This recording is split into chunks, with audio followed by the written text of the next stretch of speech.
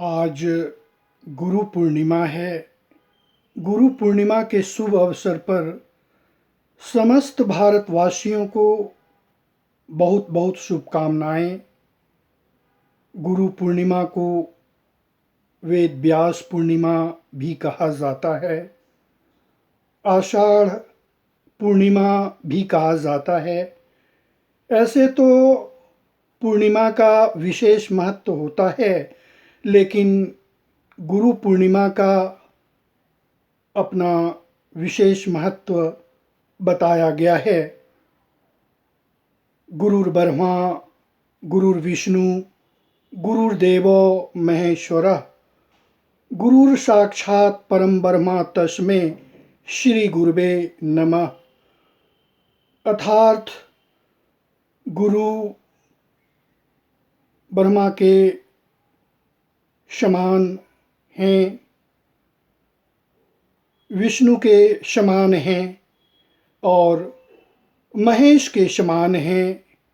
बिना गुरु का ज्ञान नहीं हो सकता है।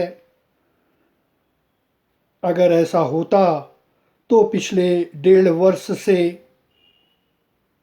शिक्षा में गिरावट आई है। ऑनलाइन के माध्यम से शिक्षा दी जा रही है, जो अपूर्ण शिक्षा है। कोरोना काल होने के कारण यह व्यवस्था की गई है।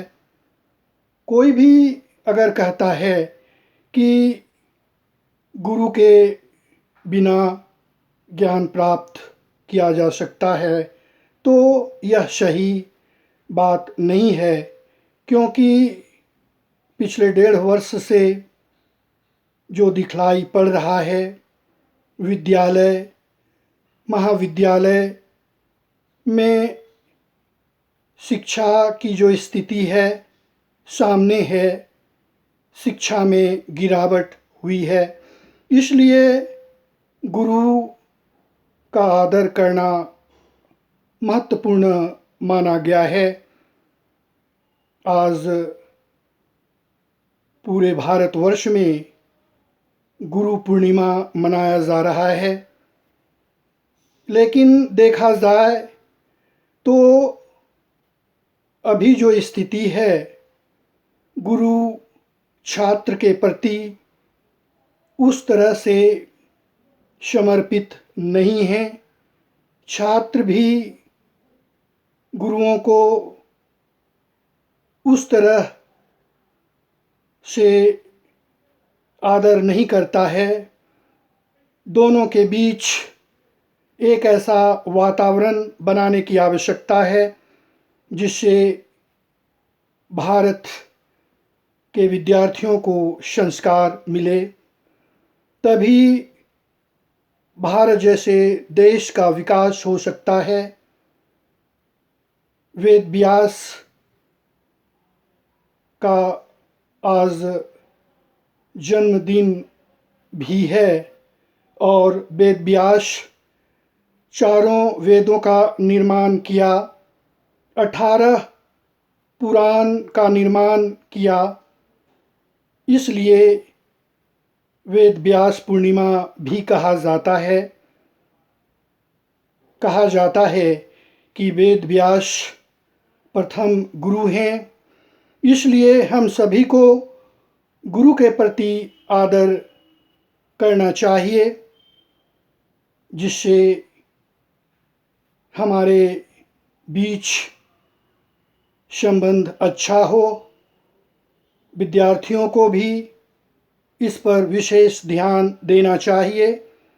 शिक्षकों को भी इस पर विशेष ध्यान देना चाहिए। इस तरह से कहा जा सकता है कि गुरु हमें अंधकार से प्रकाश की ओर ले जाता है। आज शिक्षा एक ऐसा माध्यम है जिसके माध्यम से मनुष्य एक अच्छा नागरिक बनता है और विकास में सहयोग करता है। इसलिए आवश्यकता इस बात की है कि शिक्षा पर विशेष ध्यान दिया जाना चाहिए, तभी परिवार का, समाज का और देश का विकास हो सकता है।